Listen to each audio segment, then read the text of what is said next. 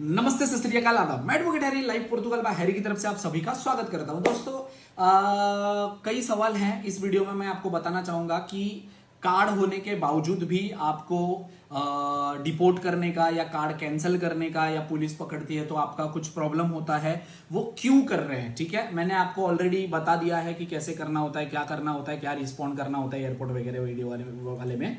But अभी मैं बताऊंगा कि ये होता क्यों है। सबसे पहले तो देखो, आप लोगों ने ये देखा होगा कि आप लोग यहाँ पे पुर्तगाल में काम कर रहे हो, आप टैक्सेस पे कर रहे हो, उसके बावजूद आपका कार्ड नहीं आता है। बट जिसका नाम सिस में होता है उसका कार्ड आ जाता है, या जो बंदा बाहर बैठा होता है, दूसरे कंट्री में काम करता है, टैक्स यहाँ पर आता है, उसके कार्ड आ जाते हैं, है ना। बट आपके नहीं आते। तो देखो, उन लोगों को भी कल को प्रॉब्लम हो सकती है। मैं ये नहीं कह रहा हूं कि होनी चाहिए, भगवान ना करे सभी लोगों को कार्ड मिले, किसी का कैंसिल ना हो, ठीक है। बट मेरे कहने का मतलब ये है कि जिनके कार्ड सिस में नाम होने के बावजूद आए हुए हैं, उन्होंने बाद में जाकर सिस रिमूव करना होता है, जो उन्होंने नहीं किए। तो कल को पुलिस भले आपको कार्ड के साथ पकड़े ना, तो उसमें सिस में नाम आपका शो होता है।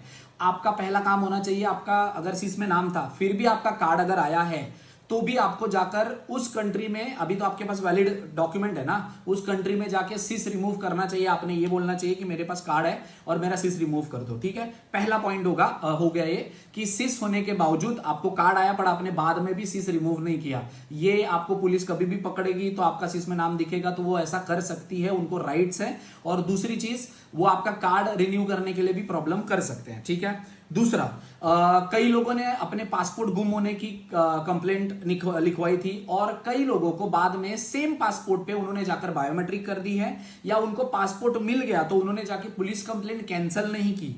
तो ये भी मेरे पास ऑलमोस्ट 10-15 लोगों ने ये बोला कि सर हमारा इसकी वजह से, उन्होंने हमको बोला कि आपने पासपोर्ट गुम होने की कंप्लेंट लिखाई थी, उसके बावजूद सेम पासपोर्ट पे आपने बायोमेट्रिक करे और आपको कार्ड मिला, आपने पुलिस को इन्फॉर्म नहीं किया है, ना ही आपके एम्बेसी को इन्फॉर्म किया है कि आपको पासपोर्ट मिल गया है या गुम हो गया है, जो भी है, दोनों में से कुछ नहीं किया।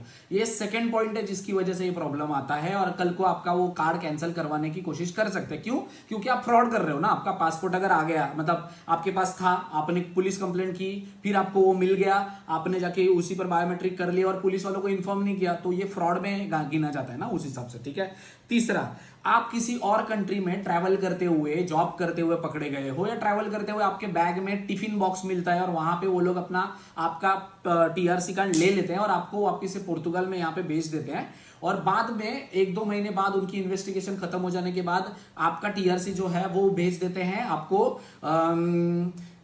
आपके यहाँ पे पुर्तगाल में। आपको लगता है कि चलो टीआरसी कार्ड लॉस्ट करके हम है ना कर लेते हैं यहाँ पे और नया कार्ड ले लेते हैं, हमें तो यहाँ पे दे देंगे, उनको क्या ही पता है। ऐसा नहीं होता है। शेंगन कंट्री है, वो इंफॉर्मेशन डायरेक्ट शेयर करते हैं एक दूसरे के साथ, ठीक है। आप होशियार हो सकते हो, आपसे ज्यादा होशियार है, ठीक है। जब ऐसा करते हुए आप दोबारा से पकड़े जाते हो ना, फिर आपका टीआरसी वो कैंसिल कर सकते हैं, क्योंकि आप फ्रॉड कर रहे हो बेसिकली, ठीक है। उसके बाद कई लोगों का ऐसा है कि आप जब आपको पहला कार्ड मिलता है तो आप पुर्तगाल से एग्जिट नहीं लेते पहली बार। तो पुर्तगाल से पहली बार आपका एग्जिट लेने का कोई भी स्टैंप नहीं होता।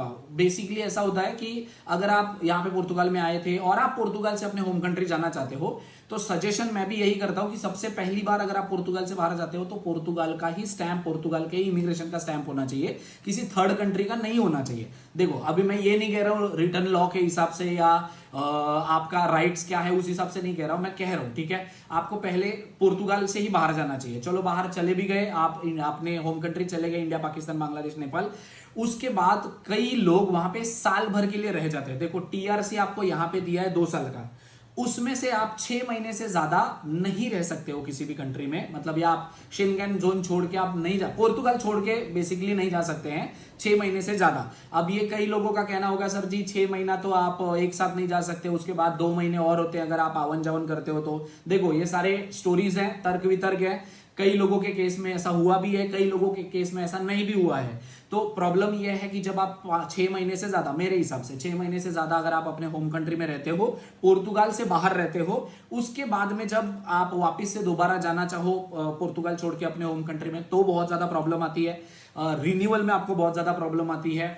इसके बावजूद कई लोग यहाँ पे जो काम कर रहे हैं वो अपने बैक टैक्सेस डलवाते हैं और उनको कार्ड मिल जाता है। गलती से कार्ड मिल जाने के बाद उनको लगता है कि चलो सही है, हमने तो बहुत अच्छा कर लिया है। तो बैक टैक्सेस भी कल को, अभी तो वो लोग आपको पता है रेसिज्म कर रहे हैं, तो अभी तो बहुत सारे लोगों के चेक कर रहे हैं, इसमें बहुत सारा प्रॉब्लम आ रहा है, ठीक है। ये 5वां पॉइंट है। छठा पॉइंट ये है कि आप डॉक्यूमेंट आपके फेक लगाते हो, एडिट करके लगाते हो।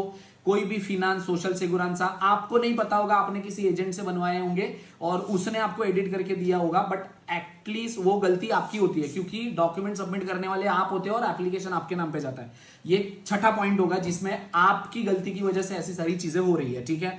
तो मैं सभी लोगों को रिक्वेस्ट करूंगा, अगर आप इन किसी भी केसेस में से आते हो तो ध्यान रखना आपके टीआरसी कार्ड कैंसिल होने की संभावना है या आपकी रिन्यूअल में आपको प्रॉब्लम आ सकती है। रेस्ट समझदार हैं आप लोग, प्लीज इसमें से भी कोई भी चीज करो नहीं ताकि आपको फ्यूचर में कोई प्रॉब्लम ना हो, ठीक है। Thank you so much.